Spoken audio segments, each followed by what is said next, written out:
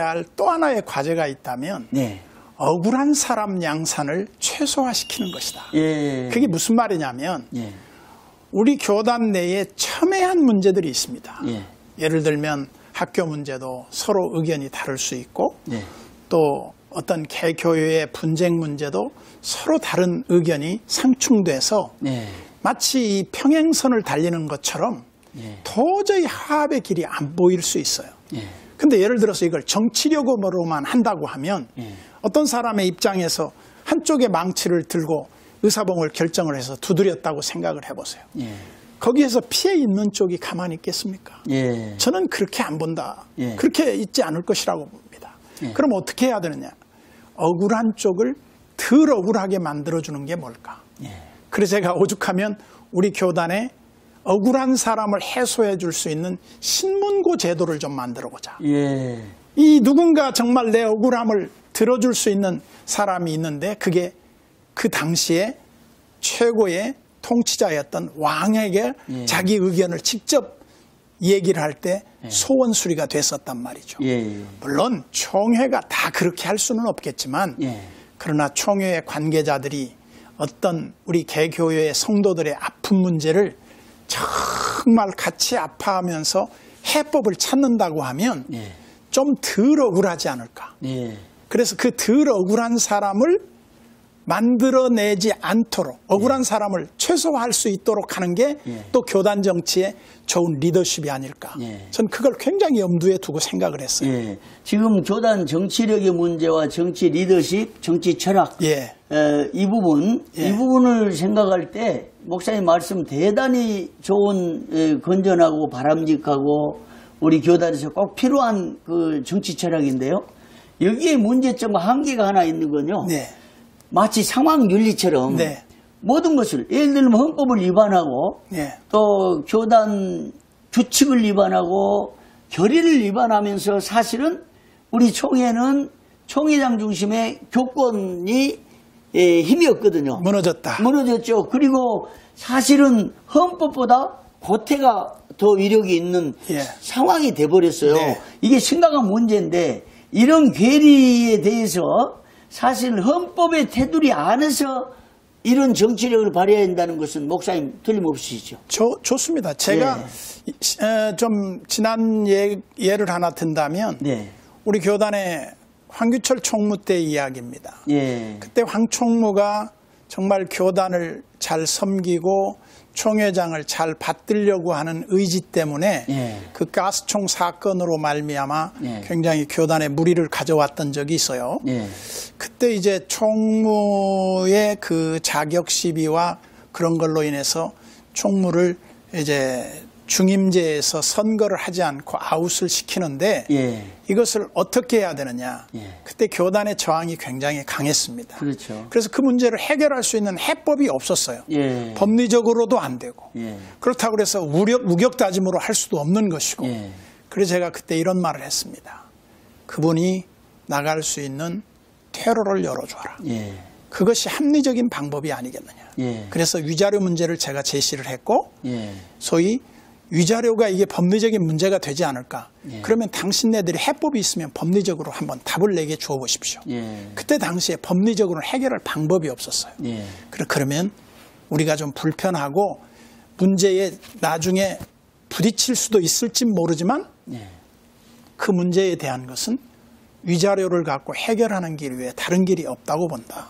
그래서 그때 제가 직접 관여는 안 했지만 저를 찾아온 사람들한테 해법을 물어볼 때 그 방법 외에 다른 방법을 나는 알지 못하겠습니다. 근데 결국은 그 방법이 통하더라고요. 그래서 모든 일이 그렇다고 봅니다. 어떤 일이 내가 지금 결정을 하는데 다 옳다고 보지는 않아요. 또 역사가 그 사람을 옳다고 인정해 줄지도 몰라요.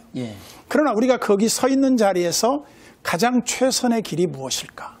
그것을 찾는 것이 우리 인간의 지혜인데 그것이 참 우리에게 부족했었다. 근데 특히 리더에 대한 불신 때문에 그런 것을 순수한 마음으로 해도 색안경을 끼고 보면 해답은 없다고 봐요. 근데 저는 신뢰와 그 다음에 그 사람이 엉뚱한 짓 할 사람이 아니라고 하는 전제하에서 예. 한번 믿어준다면 예.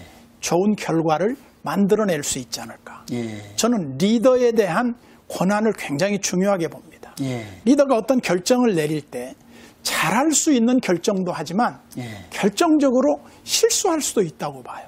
근데 그 리더로서의 책임이 주어졌는데 아무 결정도 내리지 못하는 리더가 있다면 그 무능한 리더입니다. 예. 제가 볼 때 그게 거기에 서 있는 자리에서 그때 나는 하나님과 양심으로 가장 나는 바른 선택이라고 선택해서 이렇게 하겠다. 예. 물론 정치꾼들의 그런 머리로 한다 그러면 저는 반대합니다. 예. 그렇지만 모든 사람의 여론과 함께 최선의 길을 택했다고 하면 우리가 서로 부족하더라도 그걸 받아주고 서로 신뢰해주면 우리 교단은 충분히 시너지 효과가 얼마든지 나올 수 있다고 저는 확신합니다. 예. 그런 이제 정치 지향점이 결국 유연한 정치력, 그렇죠. 또 화합의 정치력, 포용의 리더십, 네, 포용의 리더십인데 약점이 하나 있어요. 예. 그러면 헌법을 예를 들면 헌법을 정면으로 위반한 상황에 부딪혔을 때 이 테두리를 어떻게 정하느냐? 모든 것을 화합하고 법을 잠재하고 할 수는 없는 거잖아요. 그렇죠. 총회는 공의의 정치를 그렇죠. 해야 되니까. 그럴 때 헌법과 상충되는 점은 어떻게 해야 된다고 보십니까? 저는 이제 몇 번 꽤 오랫동안 총회를 참석하면서 예. 이런 생각을 해봤어요. 예.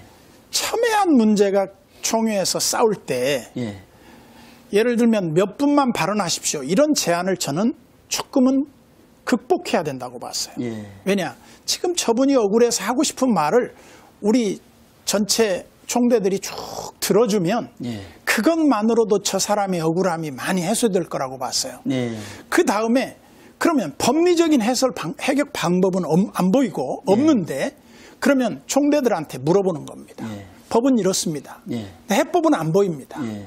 이 첨예한 문제를 어떻게 하면 여러분들은 좋겠습니까? 예. 한번 좋은 해법이 있으면 서로 논의의 장을 한번 만들어 봅시다. 예. 그래서 논의해서 여러분들이 결정해서 한번 더 많은 사람들의 의견에 우리가 한번 지지를 보내줘 봅시다. 예.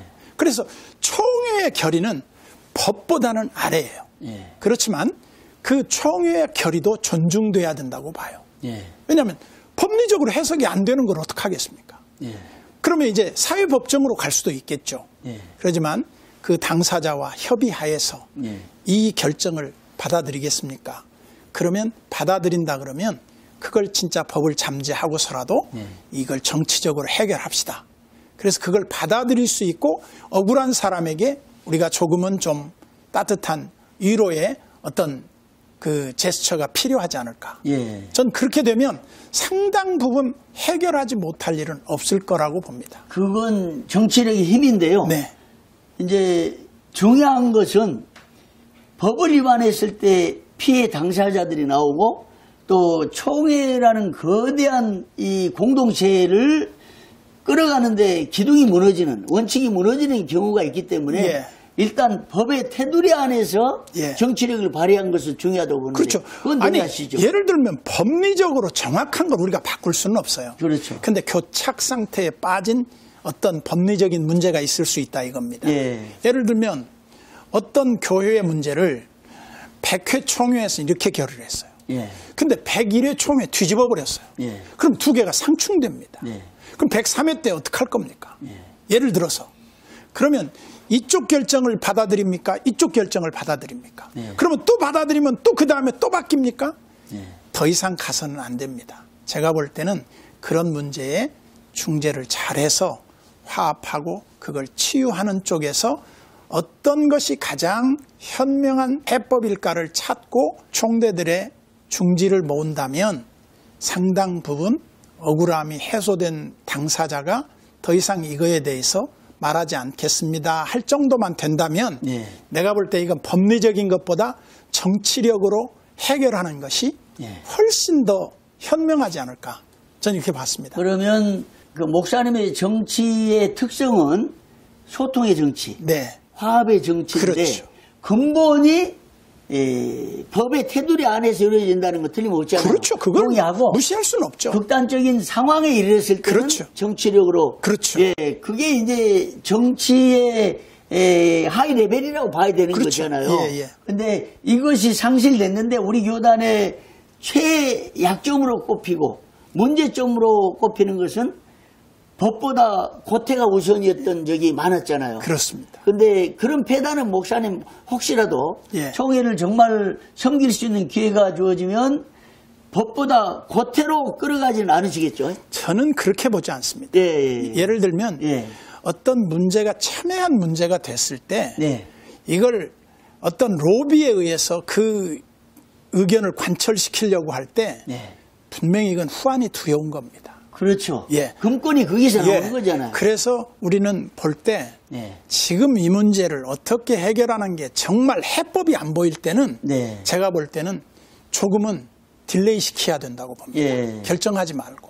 그게 무능함이 아니라 첨예한 문제를 자꾸 싸움으로 끌고 가면 교회는 그야말로 와해되고 그 다음에 리더십은 그야말로 손상을 입힐 대로 입고 사회적인 지탄은 지탄대로 받고 하나님의 교회는 정말 그 영광을 다 훼손시켜버리는 이런 일들이 우리 교단에 적지 않게 있어 왔다는 것을 우리가 부인할 수 없을 겁니다. 지금 정치 부분에 교단 정치, 정치의 정의, 정치의 철학, 비전, 또 정치의 이력의 신뢰들, 그리고 화합과 소통의 정치를 펼치겠다는 소신은 확고하게 정말 좀 우리 시대에 꼭 필요한 부분이고요.